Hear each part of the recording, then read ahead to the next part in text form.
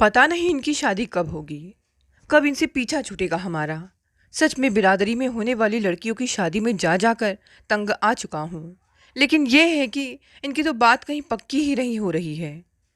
पता नहीं आजकल के लड़के वालों को क्या हो गया है, क्या चाहिए उन्हें। अरे लड़की के गुणों को देखो, यह क्या बात हुई कि सभी को अप्सरा बहू चाहिए। सच कहूँ तो मम्मी, पहले का ज़माना न काफ़ी अच्छा था। न देखने दिखाने का यह फिजूल रस्म, न कोई और बात। बड़े बूढ़े आते, शादी फिक्स कर देते, शादी हो जाती, गृहस्थी चलने लगती। अतुल पास बैठी बहन मानसी के सामने यह सब बातें कर रहा था। मन ही मन कुढ़ रही मानसी के पास कोई जवाब नहीं था। लेकिन फिर भी अतुल की बोलती बंद करने के लिए उसने कहना शुरू किया, अतुल हद में रहो, ज़्यादा मत बोलो। छोटा है, छोटा ही बनकर रहे। ऐसे बूढ़ों जैसे बातें कर रहा है, जैसे लग रहा है यही महाराज हम सबका खर्चा उठा रहे हैं। मेरी बारी में तो तू बड़ी बड़ी बातें बोल रहा है ना। चल तेरी बारी भी आएगी, देखती हूँ कौन सी हुर की परी इस घर में बहू बनकर आएगी। मानसी की माँ बीना बीच में बोल पड़ी, तू क्यों इतनी चिढ़ रही है? क्या गलत कहा है उसने? समाज में वह भी उठता बैठता है, चार लोगों की बातें सुनता है। अगर यह सब चोचले ना होते तो आज तू ससुराल में बैठी सुखी जीवन जी रही होती। अरे माँ, कौन कहता है ससुराल में सुखी जीवन जीने को मिलता है? दुनिया तुम भी देख रही हो और मैं भी देख रही हूँ, कहीं कोई सुख नहीं है। और सच कहूँ तो आप लोगों की बातें सुन सुनकर मैं तंग आ चुकी हूँ। यह छुट्टी क्यों ही आती है? एक संडे के दिन आराम करने के लिए घर पर रहती हूँ, लेकिन कोई शांति से जीने देता तब ना।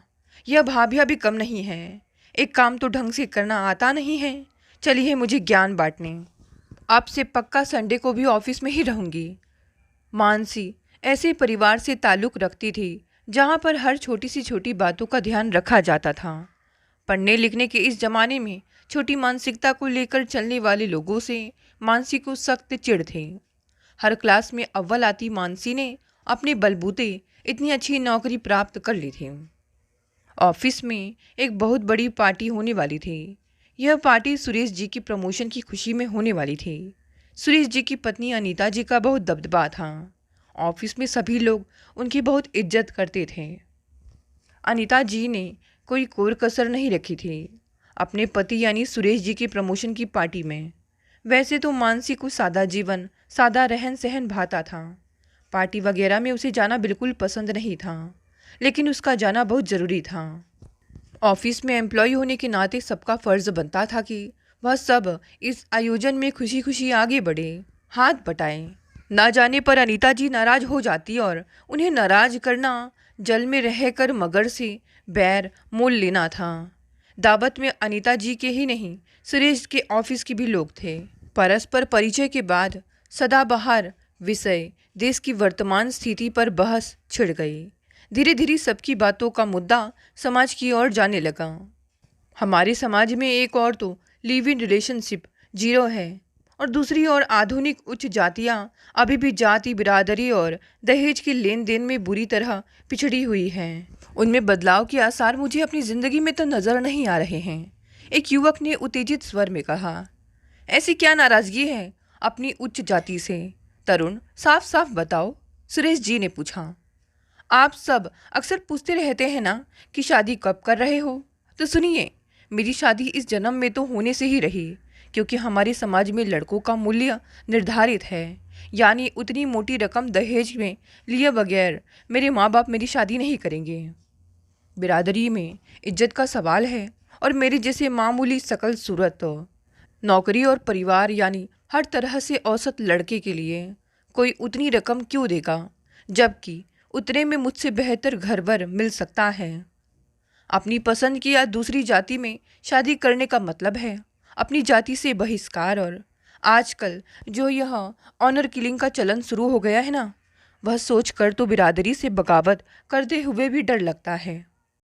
कहिए, क्या यह सब पिछड़ापन नहीं है? तरुण ने पूछा। अगर अपनी बिरादरी की लड़की से भी कम दहेज लेकर शादी कर लूँ तो इसे बगावत समझा जाएगा, और इसके अलावा मेरी माँ, बहनें और मामी चाची वगैरह ताना दे देकर उस लड़की का जीना दुश्वार कर देंगे। कि सस्ते में हमारा लाखों का बेटा फंसा लिया। सो मेरे लिए तो बेहतर यही है कि शादी ही ना करूं। मानसी को लगा जैसे तरुण उसकी भावनाएं या व्यथा व्यक्त कर रहा था। यह सब छोटे कस्बों की बातें हैं तरुण, देश की राजधानी में रहने वाले तुम पर लागू नहीं होती। अनीता जी बोली, बात कस्बे या राजधानी की नहीं है मैडम, पिछड़ेपन की हो रही है भाभी जी। और वह तो राजधानी में भी घटने के बजाय बढ़ता ही जा रहा है, खासकर दहेज और जाति के मामले में। किसी अन्य की टिप्पणी पर मानसी की हिम्मत बढ़ी और वह बोली, आप लोग ठीक कह रहे हैं। ऑनर किलिंग का तो मालूम नहीं, लेकिन राजधानी में भी हमारे समाज में तो लड़कों का मूल्य या दहेज की रकम तय है। लड़की चाहे कितनी भी अच्छी हो, उस राशि से कम में उसकी शादी का सवाल ही नहीं उठता। और लड़का चाहे जैसा भी हो, बिकेगा फिक्स्ड रेट पर ही। तुम्हें यह सब कैसे मालूम है? अनीता जी ने पूछा। क्योंकि मैं भी इसी समाज से हूँ। मेरी योग्यता और तगड़ी कमाई से दहेज की रकम में कोई रियायत करने को तैयार नहीं है। तो कमाई से दहेज की रकम जोड़ लो और उसके लिए बरसों मन मार कर जियो। मानसी ने उसकी बात काटी। यह सुझाव अक्सर मिलता रहता है कि अगर मुझे यह सौदा मंजूर नहीं है, होना भी नहीं चाहिए, तरुण ने सराहना के स्वर में कहा। अगर युवा वर्ग इस प्रथा के सामने घुटने ना टेके तो समाज के ठेकेदार स्वयं ही इस प्रथा को समाप्त करने पर मजबूर हो जाएंगे। हमारे समाज में एक नहीं कई कुरीतियाँ ऐसी हैं जिनके सामने घुटने टेकने बंद कर दिए जाए तो यह जहान जन्नत बन जाए। तुम्हारे से पहले न जाने कितने लोग यह सपना देख चुके हैं तरुण, और न जाने कितने देखेंगे। नायक जी बोले। सुरेश ने नायक जी की बात काटी। पत्ता गोभी के छिलके छिलने के बजाय आप गोभी के भजिए खाइए। सुरेश ने तो बात बदल दी, लेकिन अनीता जी के दिमाग में यह बात जैसे घर कर गई। सबके जाने के बाद उन्होंने सुरेश से कहा, मानसी और तरुण दोनों जब एक ही जाति के हैं तो क्यों ना हम कोशिश करके दोनों की शादी करवा दे। तरुण से यह सुनने के बाद भी कि दहेज लाने वाली सजातीय लड़की का भी उसकी माँ बहनें जीना दुश्वार कर देंगी। सुरेश ने कहा, उन दोनों ने अपने हालात से समझौता करके जीना सीख लिया है, सो तुम भी उन्हें चैन से जीने दो ना। लेकिन अनीता जी जानती थी कि दोनों चैन से नहीं, बड़ी बेचैनी से जी रहे थे। मानसी की कमाई से जुटाई गई सुख सुविधाओं का मजा लूटने वाले भाई भाभियाँ उसे परिवार का अनचाहा सदस्य समझते थे और माँ भी उनका साथ देती थी। यही हाल तकरीबन तरुण का भी था। माँ उसे चाय खाना देते हुए यह याद दिलाना नहीं भूलती थी कि उनकी एज अब काम करने की नहीं है, बहू से सेवा करवाने की है। और अक्सर आने वाली बहनें भी यह कहकर बिसूरती रहती थी कि वे अपने पतियों को इसलिए साथ नहीं ला सकती कि माँ पर काम का बोझ बढ़ जाएगा। जैसे मानसी जानबूझकर ससुराल नहीं जा रही थी और तरुण शादी से मना कर रहा था। अनीता जी ने सोच लिया कि वह मानसी और तरुण को अक्सर मिलवाया करेंगी। जल्द ही संयोग भी बन गया। सुरेश को ऑफिस के काम से कुछ सप्ताह के लिए विदेश जाना पड़ा। ऑफिस में बकाया काम तो रहता ही है, सो उसे निपटाने के बहाने अनीता जी ने एक रोज़ मानसी को देर तक रुकने को कहा। तुम्हें घर पहुंचाने की जिम्मेदारी मेरी है, फिर तो आप जब तक कहेंगे मैं रुक जाऊंगी। शाम को अनीता जी ने कहा, रात को हम दोनों का अकेले ऑटो पर जाना ठीक नहीं रहेगा। मैं तरुण को फ़ोन कर देती हूँ, वह अपनी बाइक पर हमारे साथ हो लेगा। जैसा आप ठीक समझें। कुछ देर बाद फ़ोन पर बात करने के बाद अनीता जी ने पूछा, मानसी, घर से देर जाने पर तुम्हें खाने के लिए कुछ परेशानी तो नहीं होगी ना? मानसी ने इनकार में सिर हिलाया। ढका रखा होगा, खा लूँगी। तो क्यों ना तुम भी हमारे साथ बाहर ही खा लो। तरुण को देर से जाने पर माँ की बातें सुननी पड़ेंगी और मुझे अपने लिए कुछ पकाना पड़ेगा, सो हम लोग बाहर खा रहे हैं। फिक्र मत करो, ऑफिस के काम में देर हुई है ना, सो बिल ऑफिस को दे दूँगी। तुम अपने घर पर फ़ोन कर दो कि तुम खाना खा कर आओगी या मुझे नंबर मिला कर दो, मैं तुम्हारी माँ को समझा देती हूँ। आज के लिए इतना ही काफ़ी है मानसी, जाओ फ्रेश हो आओ। अनीता जी ने 7 बजे की बात कहा। जब वह वापस आई तो तरुण आ चुका था। एक काम करो, तुम दोनों बातें करो, मैं अभी फ्रेश होकर आती हूँ। दोनों में परिचय तो था ही, सो कुछ देर तक आसानी से बात करते रहे। फिर मानसी ने कहा, बड़ी देर लगा दी अनीता जी ने। बॉस हैं और बॉस की बीवी भी, कुछ तो ठसका रहेगा ही ना, तरुण ने ठहाका लगाकर कहा। मानसी भी हंस पड़ी और रही सही असहजता भी खत्म हो गई। कल निमंत्रण में चलेंगे, वहाँ का खाना इससे भी अच्छा है। अनीता जी से खाने की तारीफ सुनकर तरुण ने कहा। तुम्हारा ख्याल है कि हम कल भी देर तक काम करेंगे? अनीता जी ने पूछा। बॉस आप हैं, सो यह तो आपको ही मालूम होगा कि काम खत्म हुआ है या नहीं, तरुण ने कहा। काम तो कई दिन तक खत्म नहीं होगा, लेकिन तुम लोग रोज देर तक रुकोगे। हाँ, मुझे तो कोई फर्क नहीं पड़ता, तरुण बोला। मुझे भी नहीं, अब जब काम शुरू किया है तो पूरा कर ही लेते हैं, मानसी ने कहा। ठीक है, मुझे भी आजकल घर पहुंचने की जल्दी नहीं है। मानसी के घर के बाहर ऑटो रुकने पर तरुण ने भी बाइक रोककर कहा। कल मिलते हैं, शुभ रात्रि। जल्द ही तुम दोनों की जिंदगी में खुशियां आने वाली हैं, अनीता ने पुलक कर सोचा। उनकी योजना फलीभूत होती लग रही थी। ऑफिस में यह पता चलते ही कि अनीता जी और मानसी बकाया काम निपटा रही हैं, अन्य लोगों ने भी रुकना चाहा। अनीता जी सहर्ष मान गई, क्योंकि अब वे सबके खाना लाने के बहाने मानसी को तरुण के साथ भेज दिया करेंगी। घर छोड़ने का सिलसिला तो वही रहेगा, और काम का क्या, उसे तो रबर की तरह खींचकर जितना चाहे लंबा करो। सुरेश के लौटने से पहले ही मानसी और तरुण में प्यार हो चुका था। उन्हें अब फ़ोन करने या मिलने के लिए बहाने की ज़रूरत नहीं थी, लेकिन मुलाकात लंच ब्रेक में ही होती थी। छुट्टी की रोज़ या शाम को मिलने का रिस्क दोनों ही लेना नहीं चाहते थे। सुरेश ने उनके जीवन में और भी उथल पुथल मचाने के लिए अनीता को बुरी तरह लताड़ा। जल्द ही सब ठीक हो जाएगा। मानसी के घर वाले तो बिना दहेज या कम दहेज के सजातीय वर से तुरंत शादी कर देंगे, और तरुण के घर वाले भी हमारी थोड़ी सी कोशिश से मान जाएंगे, अनीता जी ने कहा। कुछ ठीक नहीं होगा अनीता। माना कि तरुण की माँ को बहू की सख्त ज़रूरत है, लेकिन बिरादरी में नाक कटवा कर नहीं। यानी उसे तो शादी में निर्धारित रकम मिलनी ही चाहिए, जो मानसी का परिवार नहीं दे सकता। और माँ या बिरादरी के खिलाफ जाने की हिम्मत प्यार होने के बावजूद तरुण में नहीं है। कई बार हिम्मत नहीं, हिकमत काम आती है। मानती हूँ तरुण तिकड़मी नहीं है, लेकिन मैं तो हूँ। आप साथ दे तो मैं दोनों की शादी करवा सकती हूँ, अनीता ने बड़े आत्मविश्वास से कहा। आपको कुछ ज़्यादा नहीं करना है, बस मेरे साथ तरुण के घर चलना है और बातों बातों में उसके घर वालों को बताना है कि आपकी नज़र में तरुण के लिए एक गुनी कन्या है। उसके बाद मैं सब संभाल लूँगी। बस इतना ही। तो चलो अभी चलते हैं। छुट्टी की सुबह थी, सो तरुण घर पर ही मिल गया। उसने और घर वालों ने उसका स्वागत तो किया, लेकिन चेहरे पर एक प्रश्न चिन्ह लिए हुए। कैसे आए? हमने तो सोचा था तुम तो कभी बुलाओगे नहीं, हम स्वयं ही चलते हैं, सुरेश ने कहा। कैसे बुलाएं बेचारा, घर में मेहमानों को चाय पानी पूछने वाला कोई नहीं है, तरुण की माँ ने असहाय भाव से कहा। मेरे से तो अब कुछ होता नहीं। आपकी उम्र अब काम नहीं, आराम करने यानी बहू से सेवा करवाने की है माँ जी, अनीता जी ने कहा। बहू का सुख तो लगता है मेरे नसीब में है ही नहीं, माँ जी सांस लेकर बोली। ऐसी मायूसी की बातें मत करिए माँ जी, मैं तरुण के लिए ऐसी सर्वगुण संपन्न लड़की बताती हूँ कि यह मना नहीं करेगा। अब अनीता के पति सुरेश ने कहा। मानसी अनीता की कनिष्ठ अधिकारी है, बहुत ही नेक स्वभाव की संस्कारशील लड़की है। नेहरू नगर में घर है उसका।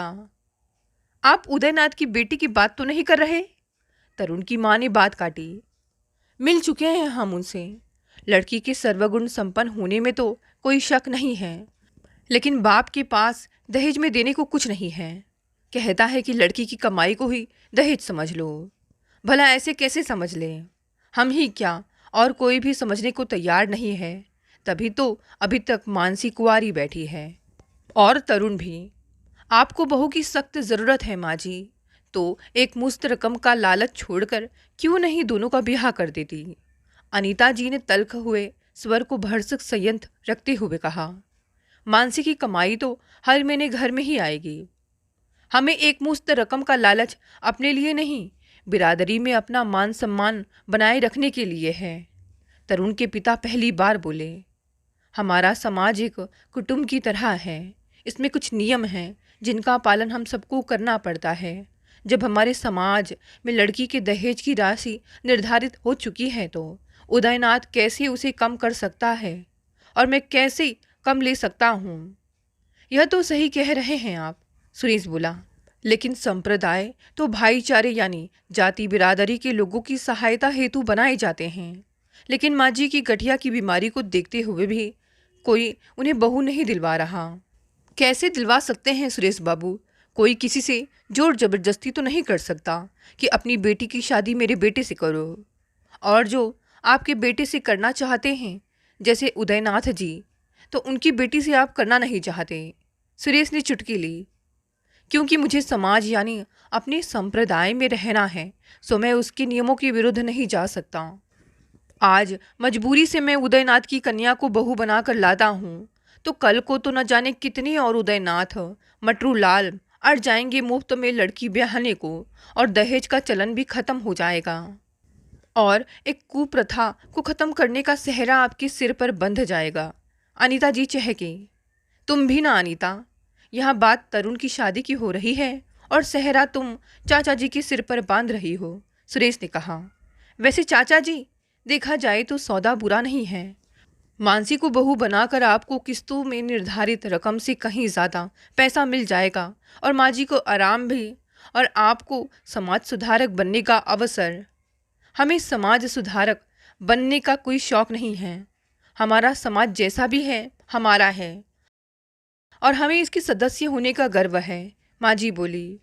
आप अगर हमारी सहायता करना ही चाह रहे हैं तो तरुण को तरक्की दिलवा दो। तुरंत निर्धारित दहेज के साथ शादी हो जाएगी और इसके भरोसे से कि इसकी शादी में तो पैसा मिलेगा ही। इसके पिताजी ने इसकी बहन की शादी के लिए जो कर्जा लिया हुआ है वह भी उतर जाएगा। तरुण और उसके पिता हतप्रभ रह गए। अनीता और सुरेश जी भी चौंक पड़े। कमाल है पिताजी, वह कर्जा आपने अभी तक उतारा नहीं। मैंने चीट फंड से लेकर रकम दी थी आपको। तरुण ने पूछा। वह तेरी मेहनत की कमाई है बेटा, उससे बेटी का दहेज कैसे चुकाऊं? उसे मैंने बैंक में डाल दिया है। तेरे दहेज में जो रकम मिलेगी उससे वह कर्ज उतारूंगा। तरुण ने सिर पीट लिया। आपने यह नहीं सोचा बेकार में सूद कितना देना पड़ रहा है? कल ही उस पैसे को बैंक से निकलवा कर कर्जा चुकता करूंगा, तरुण ने दृढ़ स्वर में कहा। तरुण को तरक्की मिल सकती है, सुरेश ने मौका देखकर कहा। अगर यह आए दिन सुबह का नाश्ता बनाने के चक्कर में देर से ऑफिस ना आया करे और फिर शाम को जल्दी घर ना भागा करे। आप लोग एक अच्छी सी नौकरानी क्यों नहीं रखते? कई रखी, लेकिन सभी एक सी हैं। 4 रोज ठीक काम करती हैं, फिर देर से आना या बहाना करने लगती हैं। माँ जी असहाय भाव से बोली। बात घूम फिर कर फिर बहू लाने पर आ गई ना? अनीता ने भी मौका लपका। और उसके लिए आप दहेज का लालच नहीं छोड़ेंगे? हमें दहेज का लालच नहीं है, बस समाज में अपनी इज्जत की फिक्र है, माँ जी ने कहा। दहेज ना लिया तो लोग हंसेंगे नहीं हम पर? लोगों से कह दीजिए नगद लेकर बैंक में डाल दिया गया, बात खत्म। बात कैसी खत्म? माँ झल्ला कर बोली। हमारे में शादी की पहली रस्म ससुराल से आई लक्ष्मी की पूजा से ही होती है, उसे हम ख़त्म नहीं कर सकते। अगर आपको रकम का लालच नहीं है तो महज रस्म के लिए हम उस रकम का इंतज़ाम कर देंगे, अनीता जी ने कहा। रस्म पूरी करने के बाद यानी बिरादरी को दिखाने के बाद आप रकम हमें वापस कर दीजिएगा। आपका बहुत बहुत धन्यवाद भाभी, लेकिन मैं और मानसी झूठ की बुनियाद पर की गई शादी कदापि नहीं करेंगे, तरुण ने दृढ़ स्वर में कहा। तो फिर क्या करोगे? ऐसे ही घुट घुट कर जीते रहोगे? तरुण के पिता ने उसे चौंक कर देखा। तो घुट घुट कर जी रहा है? घुट घुट कर ही नहीं, तड़प तड़प कर भी, सुरेश बोला। जवान आदमी है, जब से मानसी से प्यार हुआ है तड़पने लगा है। मगर आपको क्या फ़र्क पड़ता है? आपको तो अपने बच्चे की खुशी से ज़्यादा समाज की मर्यादा की फिक्र है। चलो अनीता, चलते हैं। रुकिए सुरेश बाबू, मुझे उदयनाथ जी के घर ले चलिए। शादी की तारीख तय कर कर ही आऊँगा। जिसे जो कहना है कहता रहे। मुझे भी अपने बेटे की खुशी प्यारी है, मैं भी किसी के कहने की परवाह नहीं करूँगी। अनीता, सुरेश और तरुण खुशी से गले मिलने लगे। आखिरकार हिम्मत कामयाब हो गई थी। दोस्तों, ये कहानी यहीं समाप्त हो गई। साथ देखते हैं आज की दूसरी कहानी। कहाँ रह गई थी तुम बेटा? पता है कितनी देर से तुम्हारा इंतज़ार कर रही हूँ। थोड़ा तो समय के अनुसार चला करो। और तो और तुम्हारा फ़ोन भी किसी काम का नहीं। जब देखो तब बिज़ी या फिर आउट ऑफ कवरेज में ही रहेगा। अच्छा सुनो प्रिया, पहले जाकर फ्रेश हो लो। क्या कोई ज़रूरी बात है क्या, जो बस आप मुझे आते ही लेक्चर देने लगी? अच्छा बताइए क्या बात है? अरे, सोनाली भाभी का फ़ोन आया था। प्रिया के घर लौटते ही अनीता ने बेटी को सूचित किया, पर प्रिया तो मानो वहाँ होकर भी वहाँ नहीं थी। उसने अपना पर्स एक और फेंका, सैंडल उतारे और सोफे पर पसर गई। कुछ देर तो अनीता बात को मुंह में दबाए बैठी रही, फिर आंखें मूंदे लेटी अपनी इकलौती बेटी प्रिया को देखा। मन मस्तिष्क में झंझावत सा उठ रहा था। वे दिन भर प्रिया की प्रतीक्षा में ही बैठी रहती हैं, पर वह घर लौटकर मानो बड़ा उपकार करती है। उसके पास माँ से बात करने का तो समय ही नहीं है। मन हुआ इतनी जोर से चीखे कि प्रिया तो क्या आस पड़ोस तक हिल उठें और उनके मन का सारा गुब्बार निकल जाए, पर वे भली प्रकार जानती थी कि वे ऐसा कभी नहीं करेंगी। वे तो हर समय और हर कार्य में मर्यादा के एक ऐसे अबूझ बंधन में बंधी रहती हैं कि इस प्रकार के अभद्र व्यवहार की बात सोच भी नहीं सकती। हार कर अनीता ने टीवी खोल लिया और बेमन से रिमोट हाथ में थामी अलग अलग चैनलों का जायजा लेने लगी। उधर प्रिया सोफे पर ही सो गई थी। अनीता ने एक नज़र उस पर डाली, फिर मुंह फेर लिया। उन्होंने कितने लाड प्यार से पाला है प्रिया को। उसके लिए उन्होंने न दिन को दिन समझा, न रात को रात। पर अब प्रिया सामने किसी को कुछ समझती ही नहीं है। वो तो उस घड़ी को कोस रही है जब उन्होंने प्रिया को राजधानी आकर जॉब करने की अनुमति दी थी। उनके पति सुभाष ने साफ मना कर दिया था कि वे बेटी को अकेले अजनबी शहर में जाकर रहने के पक्ष में नहीं हैं। तब उन्होंने जोर शोर से बेटी के अधिकारों का झंडा बुलंद किया था। उनका तर्क था कि जब बेटे को दूसरे शहर में रहकर पढ़ाई व नौकरी करने का हक है तो बेटी को क्यों नहीं। सुभाष जी ने माँ बेटी के जिद के आगे हथियार डाल दिए थे। प्रिया राजधानी आ गई। पिछले 4-5 वर्षों में अनीता ने प्रिया में थोड़ा बहुत परिवर्तन होते देखा था। प्रिया जब ब्रांडेड पोशाक पहनकर कंधे तक कटे केशों को बड़ी अदा से लहराती और गर्दन को झटकती अपने शहर आती तो पड़ोसियों, मित्रों और संबंधियों की आंखों में ईर्ष्या के भाव देखकर उनका दिल झूम उठता था। इसी दिन के लिए तो वो जी रही थी। उन्होंने अपना जीवन बड़ी तंगहाली में बिताया था। बड़े संयुक्त परिवार में उनका विवाह हुआ था, जिसमें छोटी छोटी बातों के लिए भी मन मार कर रहना पड़ता था। पर प्रिया को MBA करते ही 25 लाख प्रति वर्ष की नौकरी मिल जाएगी, ऐसा तो उन्होंने सपने में भी नहीं सोचा था। उनकी नाक कुछ अधिक ही ऊंची हो चली थी। अनीता के भाई दिलीप और भाभी सोनाली उसी शहर में रहते थे। सुभाष बाबू अड़ गएगी, प्रिया उन्हीं के साथ रहेगी।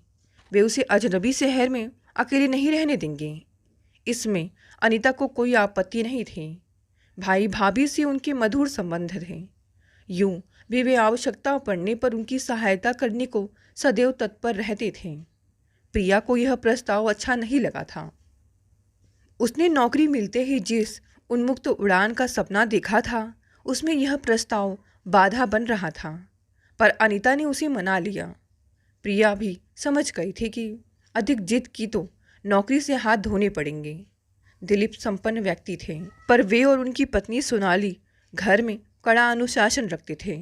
वह अनुशासन प्रिया को रास नहीं आया और मामी की रोक टोक से तंग आकर उसने शीघ्र ही अलग फ्लैट ले लिया। सुभाष यह सुनते ही भड़क उठे थे और अनीता को तुरंत बेटी के साथ रहने भेज दिया था। पर अनीता 4 दिनों में ही उब गई थी। प्रिया सुबह 9 बजे घर से निकलती तो फिर रात 8 बजे तक ही घर लौटती।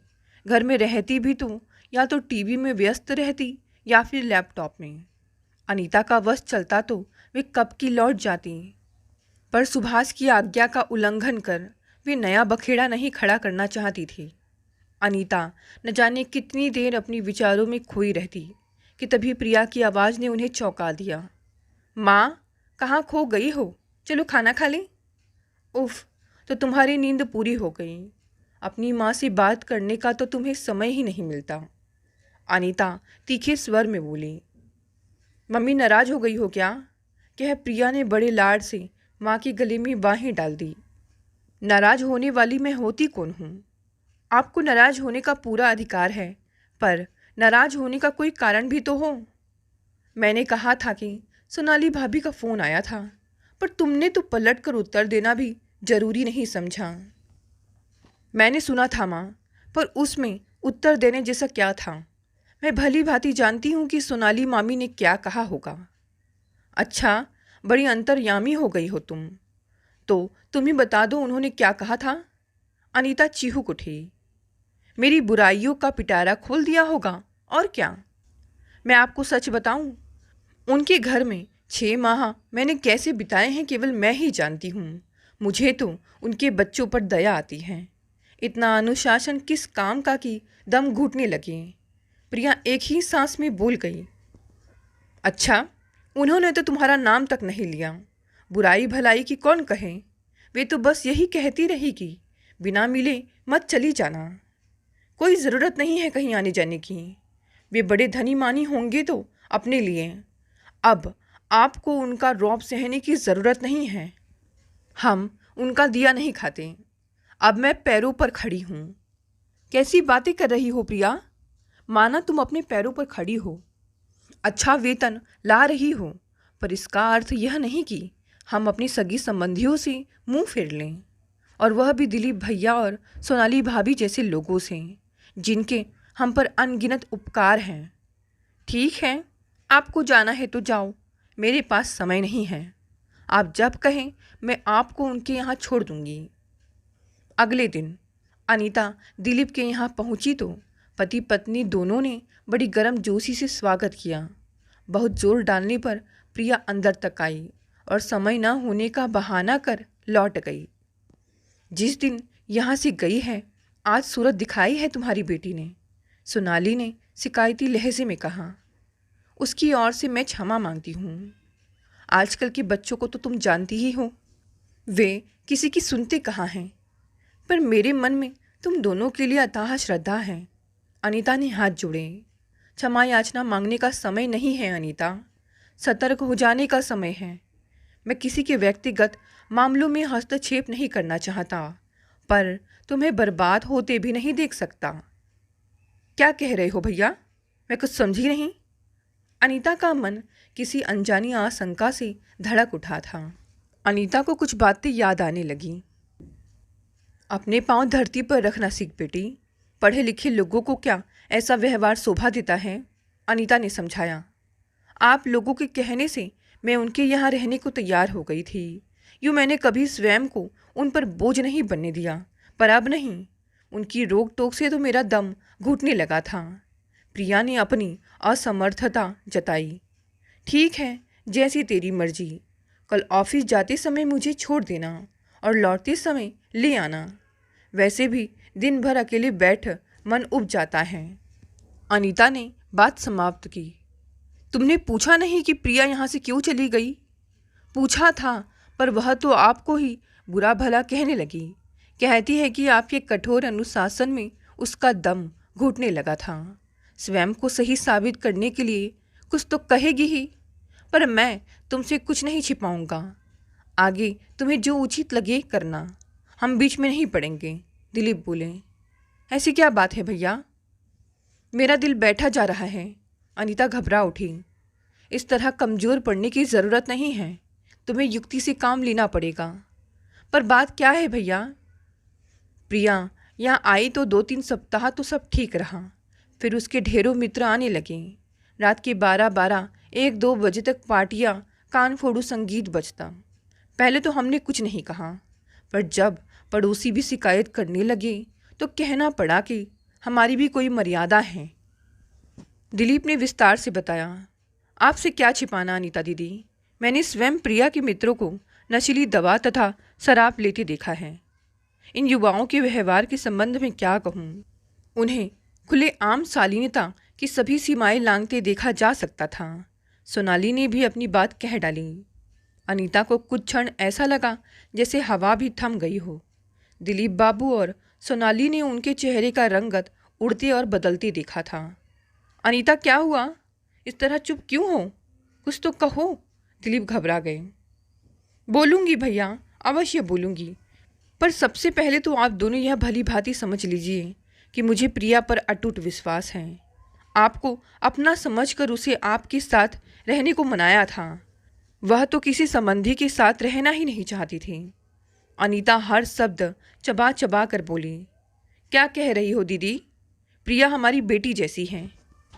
हम क्या उस पर झूठे आरोप लगा रहे हैं? सोनाली ने कहा। बेटी जैसी है पर बेटी तो नहीं है, इसीलिए तो आप लोग जलते हैं उससे। है कोई लड़की मेरी प्रिया जैसी पूरी बिरादरी में? हर कक्षा में सर्वप्रथम रही है वह।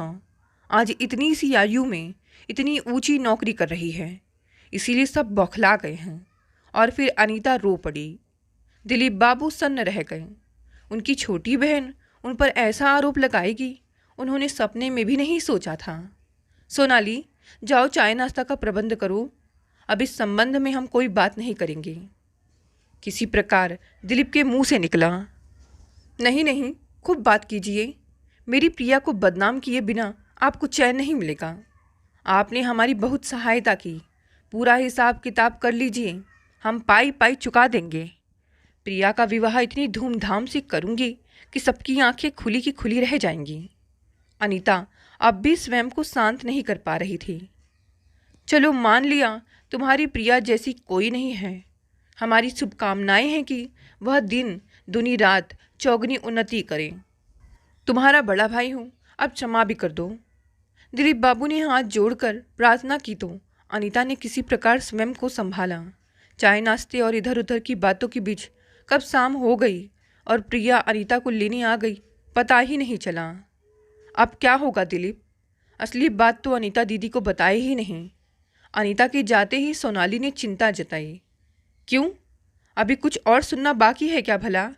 बुरा ना देखो, ना सुनो और ना बोलूं। हम कुछ कहें भी तो वह कब सुनने वाली है?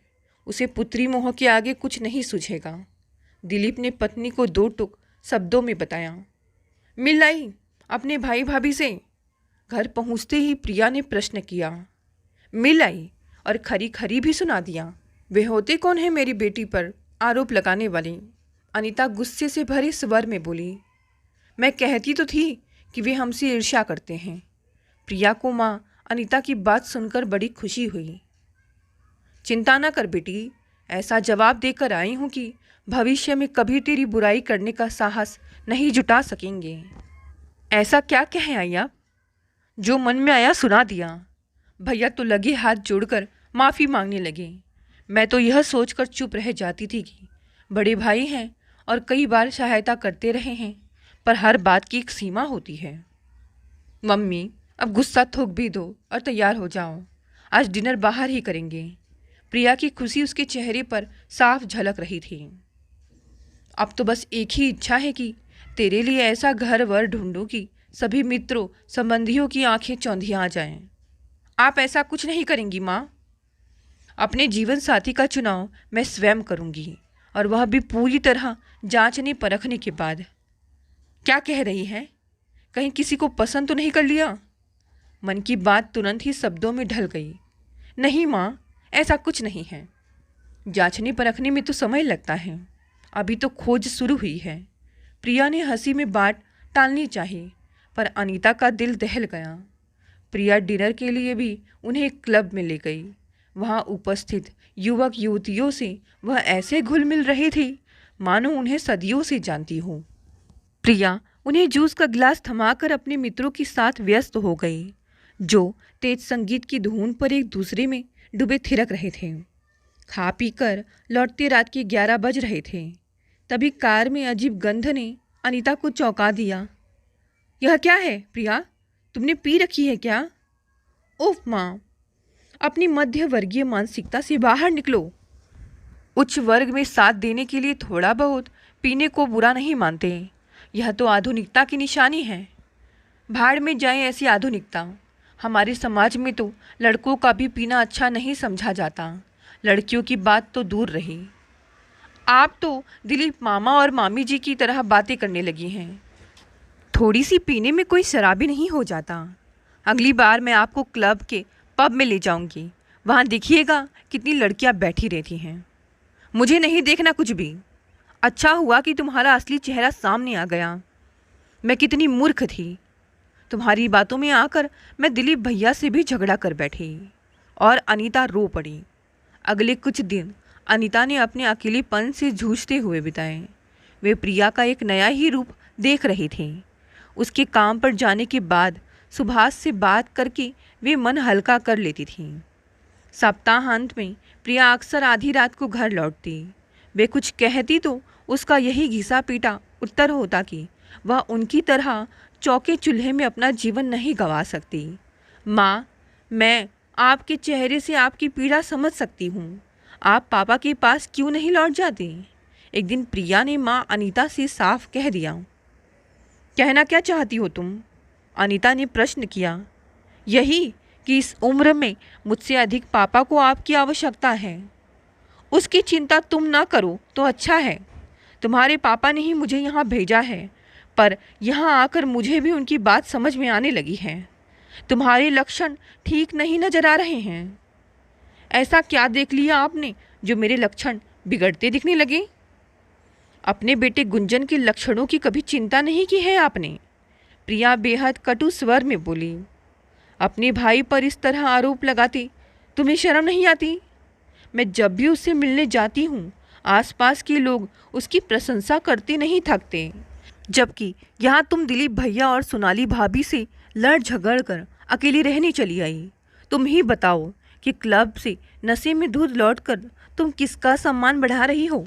मामा जी और मामी जी से तो आप भी लड़ झगड़ आई हैं। मेरे ऊपर उंगली उठाने से पहले यह तो सोच लिया होता। इसी मूर्खता पर तो मैं स्वयं को कोस रही हूँ। वे तो तुम्हारे बारे में कुछ और भी बताना चाहते थे, पर मैं ही अपनी मूर्खता से उनकी बोलती बंद करती आई। उसके लिए दुखी होने की आवश्यकता नहीं है। मेरे संबंध में कोई बात आपको किसी और से पता चले, उससे अच्छा तो यही होगा कि मैं स्वयं बता दूं। मैं और मेरा सहकर्मी रोहित साथ रहते हैं। आप आ रही थी, इसलिए वह कुछ दिनों के लिए घर छोड़कर चला गया है। प्रिया बिना किसी लाग लपेट के बोली। उफ, यह मैं क्या सुन रही हूँ? संस्कारी परिवार है हमारा। ऐसी बातें बिरादरी में फैल गई तो तुमसे कौन विवाह करेगा? अनीता बदहवास सी हो उठी। आप उसकी चिंता ना करें, मैं बिरादरी में विवाह नहीं करने वाली। ठीक है, साथ ही रहना है तो विवाह क्यों नहीं कर लेते तुम दोनों? अभी हम एक दूसरे को परख रहे हैं। कुछ समय साथ रहने के बाद यदि हमें लगा कि हम एक दूसरे के लिए बने हैं तो विवाह की सोचेंगे। वैसे भी विवाह में मेरा या रोहित का कोई विश्वास नहीं है। इसके बिना भी समाज का काम चल सकता है। प्रिया अपने ही रौ में बहे जा रही थी। समझ में नहीं आ रहा मैं रोऊं या हंसूं। तुम्हारे पापा को पता चला तो पता नहीं वे इस सदमे को सह पाएंगे या नहीं। अनीता रो पड़ी। मम्मी, यह रोना पीटना रहने दो। आप कहें तो रोहित को यहीं बुला लूं? आप भी उसे जांच परख लेंगी। प्रिया ने प्रस्ताव रखा। तुम्हारा साहस कैसे हुआ मेरे सामने ऐसा बेहुदा प्रस्ताव रखने का? अनीता की आंखों से चिंगारियां निकलने लगी। ठीक है, आप नाराज मत होइए। भविष्य में कभी ऐसी बात नहीं कहूँगी। अनीता का क्रोध देखकर प्रिया ने तुरंत पैंतरा बदला, पर अनीता को चैन कहाँ था। वे रात भर करवटें बदलती रहीं। कभी बेचैनी से टहलने लगी तो कभी प्रलाप करने लगती। वे सुभाष से बात करने का साहस भी नहीं जुटा पा रही थीं। रात भर सोच विचार करके वे इस निर्णय पर पहुंची कि प्रिया की बात मान लेने में कोई बुराई नहीं है। रोहित साथ आकर रहेगा तो वे उस पर दबाव डालकर उसे विवाह के लिए राजी कर लेंगी। अंततः उन्होंने रोहित को साथ रहने की अनुमति दे दी। वह दूसरे ही दिन साथ रहने के लिए आ धमका। अनीता को जब भी अवसर मिलता वे दोनों को विवाह बंधन के लाभ गिनाती, पर प्रिया और रोहित अपने तर्कों द्वारा उनके हर तर्क को काट देते। इतनी मानसिक यातना उन्होंने कभी नहीं झेली थी। वे मन ही मन इतना डरी हुई थी कि सारे प्रकरण की जानकारी सुभाष को देने में मन काँप उठता था। इसी ऊहा-पोह में कब 3 माह बीत गए उन्हें पता ही नहीं चला। अपने सभी प्रयत्नों को असफल होते देखकर उन्होंने सारी जानकारी अपने पति को देने का निर्णय लिया। फिर उन्होंने फ़ोन उठाया ही था कि प्रिया का फ़ोन आ गया। मम्मी, हम 8-10 सहेलियों ने रात्रि उत्सव का आयोजन किया है। मैं आज रात घर नहीं आऊँगी, कल सुबह मिलेंगे, शुभ रात्रि, कह प्रिया ने उन्हें सूचित किया और फ़ोन काट दिया। उनकी प्रतिक्रिया जानने का प्रयत्न भी नहीं किया। कौन है ये सहेलियाँ जिनके साथ इस पार्टी का आयोजन किया जा रहा है? उन्होंने रोहित के आते ही प्रश्न किया। फेसबुक पर प्रिया की सैकड़ों सहेलियाँ हैं। मैं कैसे जान सकता हूँ कि वह किनके साथ पार्टी कर रही है? सच पूछिए तो हम एक दूसरे के व्यक्तिगत मामलों में दखल नहीं देते हैं। रोहित ने हाथ खड़े कर दिए तो अनीता विस्फारित नेत्रों से उसे ताकती रह गई। फिर उन्होंने तुरंत ही फ़ोन पर पूरी जानकारी सुभाष को दे दी। सारी बात सुनकर वे देर तक उन्हें बुरा भला कहते रहे। फिर वे काफ़ी देर तक आंसू बहाती रही। पर उस दिन उन्हें बहुत दिनों बाद चैन की नींद आई। उन्हें लगा कि शीघ्र ही सुभाष आकर उन्हें इस यंत्रणा से मुक्ति दिला देंगे। वे बहुत गहरी नींद में थी। तभी फ़ोन की घंटी बजी। हेलो, कौन? उन्होंने उनिंदे स्वर में पूछा। जी, मैं तान्या, प्रिया की सहेली। हम लोग खा पीकर मस्ती करने सड़क पर निकले थे। प्रिया कार पर नियंत्रण नहीं रख सकी। उसकी कार कुछ राह चलते लोगों पर चढ़ गई। हम पुलिस स्टेशन में हैं। आप रोहित के साथ तुरंत वहां पहुंचिए। बदहवास अनीता ने रोहित के कमरे का दरवाज़ा पीट डाला। रोहित के दरवाज़ा खोलते ही उन्होंने पूरी बात बता दी। ठीक है, मैं तैयार होकर आता हूँ। और फिर दरवाज़ा बंद कर लिया। कुछ देर बाद दरवाज़ा खुला तो रोहित अपने दोनों हाथों में सूटकेस थामे खड़ा था। अरे बेटा, इस सब की क्या ज़रूरत है? अनीता ने प्रश्न किया। आंटी, क्षमा कीजिए, मैं आपके साथ नहीं जा रहा। मेरा एक सम्मानित परिवार है। मैं पुलिस कचहरी के चक्कर में पड़कर उन्हें ठेस नहीं पहुंचा सकता। मैं यह घर छोड़कर जा रहा हूं। आप जाने और आपकी सिरफरी बेटी। क्रोधित स्वर में बोलकर रोहित बाहर निकल गया। जब तक अनीता कुछ बोल पाती, वह कार स्टार्ट कर जा चुका था। उस अंधकार में उन्हें दिलीप की ही याद आई। फ़ोन पर ही उन्होंने क्षमा याचना की और सहायता करने का आग्रह किया। दिलीप ने उन्हें धीरज बंधाया, आश्वासन दिया कि वे तुरंत पहुंच रहे हैं। रिसीवर रख अनीता वहीं बैठ गई। उनके आंसू थे कि थमने का नाम ही नहीं ले रहे थे। खबर मिलते ही सुभाष अगली सुबह भागे भागे आए, लेकिन परिस्थिति हाथ से निकल चुकी थी। अब सिवा पछताने के कुछ नहीं रह गया। साथ ही साथ अनीता भी बेटी की इस हालत की जिम्मेदार थी। अगर समय रहते ही अनीता पति को पूरी बात बताकर और साथ मिलकर कुछ कड़े फैसले ले लेती तो शायद बात कुछ और होती और प्रिया एक अच्छी ज़िंदगी जी रही होती। दोस्तों, ये कहानी यहीं समाप्त हो गई। कहानी पसंद आए तो इसे लाइक, शेयर, कमेंट करें। नहीं है तो चैनल को भी सब्सक्राइब कर लें। धन्यवाद दोस्तों, मिलते हैं अगली नई कहानी से।